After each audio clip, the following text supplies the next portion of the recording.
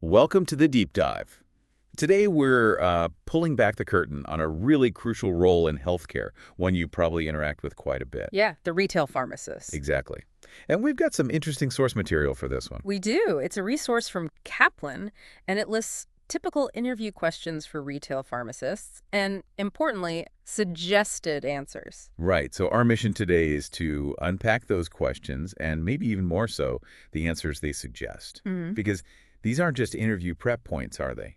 They're kind of like a blueprint. That's a good way to put it. By looking at what this resource says employers ask and, what kind of answers they seem to value. We get sort of shortcut, right, Mhm. to understanding the core skills, the priorities, even the day-to-day feel of the job. Exactly. It gives you direct insight into what's critical for success in this role, according to a source that's, well, guiding people into the profession. Okay, so let's dive in. We'll take these questions one by one. Look at the question itself, the gist of the suggested answer from the source. And then think about what that really tells us about being a retail pharmacist today. Sounds good. Great. So first up, it's kind of the classic starting point, isn't it? Hmm. What motivated you to pursue a career as a retail pharmacist? Yeah, the why.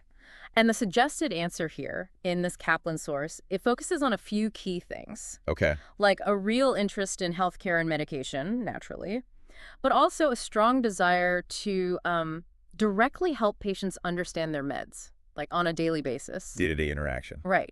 And being part of a team to improve health outcomes. Okay, so straight away, it's not just why pharmacy. It's pointedly asking why retail pharmacy. Mm-hmm. So what does that focus on, direct patient contact and teamwork tell us about what's seen as important? Well, I think it immediately grounds the motivation in the patient. It's not abstract. Yep. It's face-to-face stuff. Education, being there for people daily. It signals that, yeah, the science is fundamental, but applying it through that human connection, that's maybe paramount here. So it's very much a frontline role. Intensely focused on the individual patient's understanding and hopefully their outcome. Yeah, it definitely highlights that you need to be comfortable being, well, visible, engaging with people constantly. And that team aspect showing up so early. Right. It says you're expected to be plugged into a wider care network, not just off on your own. Okay, moving on. The next question cuts right to the chase on safety. A huge responsibility. Which is, What is your experience with drug interactions, and how do you stay current on new interactions? okay, critical. And the suggested answer. It covers, being familiar with common interactions, obviously, but it stresses the methods for staying current, Like what?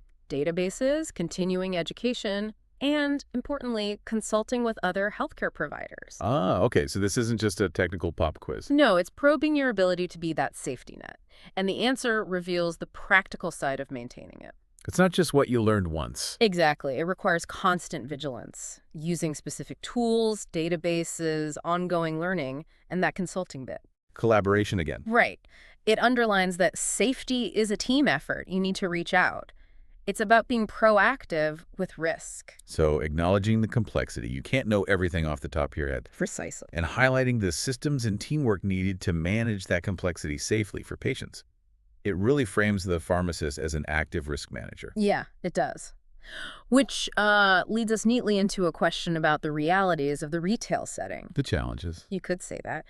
How do you handle difficult or angry customers? Ah, the tough one. What's the suggested approach from the source? It's actually quite structured.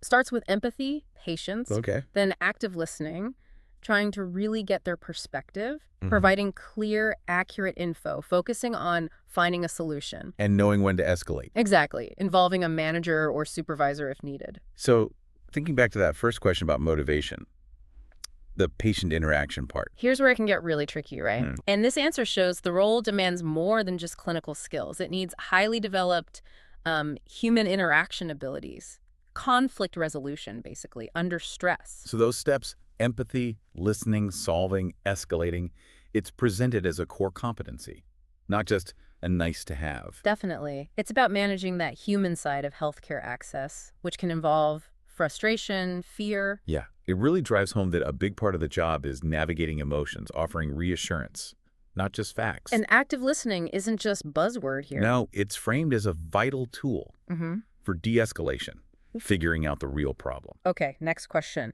This one delves into something that's, well, a significant expansion of the pharmacist's role. Which is? What is your experience with medication therapy management, or MTM? Right, MTM.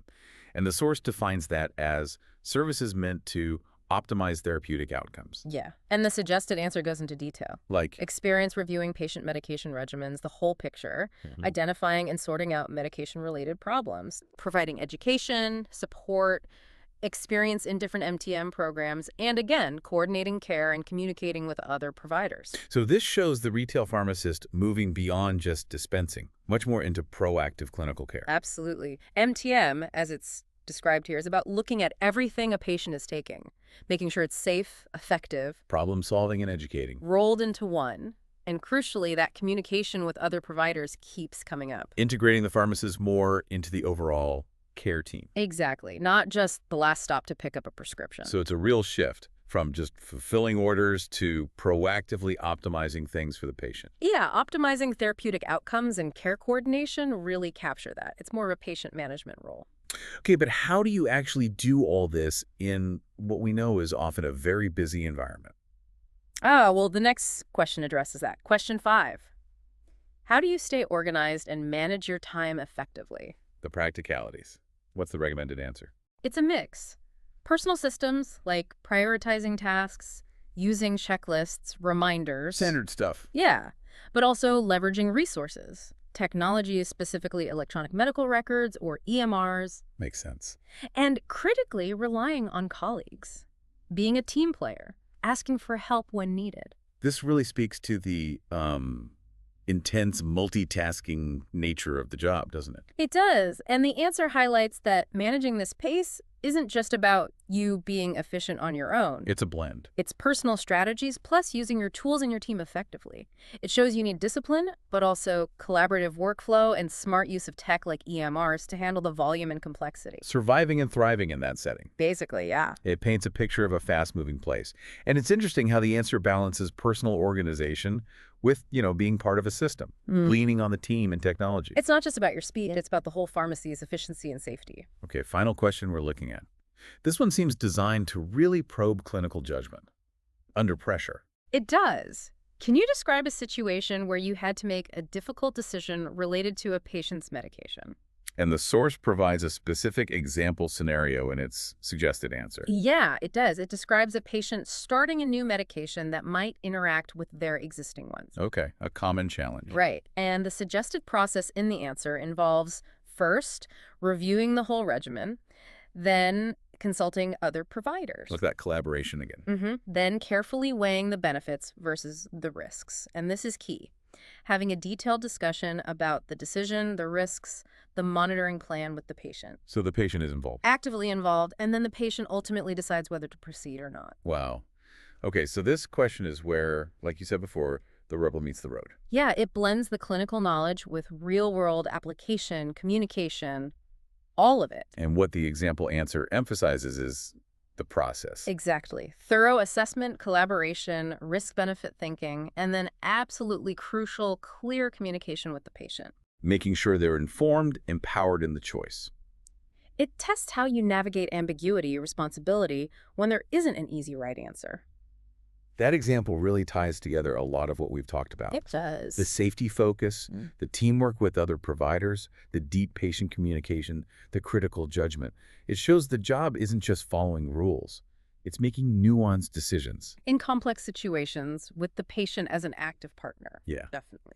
So, stepping back and looking at these 6 questions and the kinds of answers suggested by this Kaplan resource, we've really gained some solid insight into the core demands, the expectations of a retail pharmacist. Yeah, we've seen it requires that blend. The scientific knowledge, absolutely, but also those equally vital skills in, direct patient interaction, empathetic communication. Rigorous safety management interactions, MTM. Right. Structured problem solving, whether it's a difficult customer or a complex clinical decision. Yeah. And efficiency, organization, but tied strongly to teamwork in that fast-paced setting. Understanding these areas, drawn straight from what employers are apparently looking for, according to this source. Yeah. It gives you, the listener, a much clearer, sort of multifaceted picture of what success looks like here. Yeah. Beyond just counting pills. Yeah. And maybe a final thought to leave you with. Consider how these 6 questions, which seem pretty straightforward on the surface, Hmm. covering everything from why you started to handling frustration to deep clinical reviews to making tough calls, how Mhm. they reveal a role that's far more patient-centric, more clinically involved, and frankly, more demanding of really refined human skills than maybe you first thought. What does that complete blend, science, communication, judgment, empathy, often under pressure, tell you about the real, maybe often overlooked impact a retail pharmacist has Yeah. every single day?